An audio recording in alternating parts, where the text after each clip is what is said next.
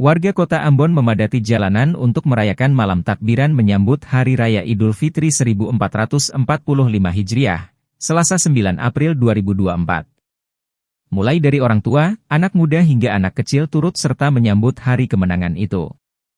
Pantauan tribunambon.com, beberapa ruas jalanan dipenuhi warga khususnya beragama Muslim seperti di kawasan Waihaong hingga Masjid Raya Al-Fatah, serta kawasan Batu Merah, Galunggung, Kebun Cengkih, dan sekitarnya.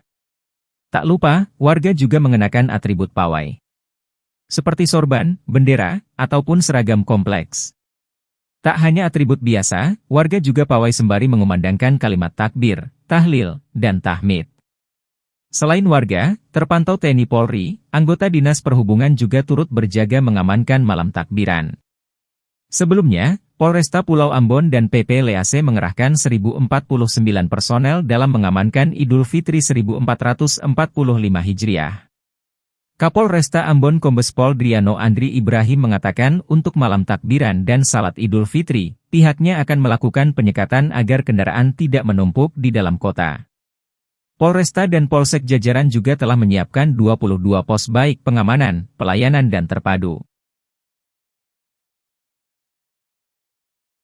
Download Tribun X sekarang, menghadirkan lokal menjadi Indonesia.